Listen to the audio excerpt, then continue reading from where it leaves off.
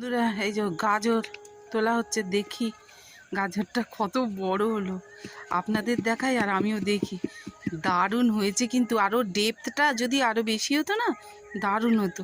কি দেখো, ডেপথের জন্য গাজরের একদম এন্ডে, তো এন্ড দিকটা দেখছুন বেঁকে গেছে, মানে ওর একদম নিচ পর্যন্ত চলে গেছিলে তো ওই কারণে।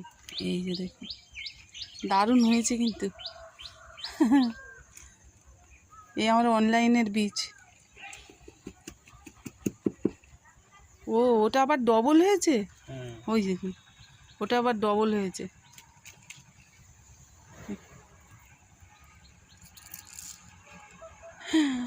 তো এগুলো কি কম পাও না বন্ধুরা?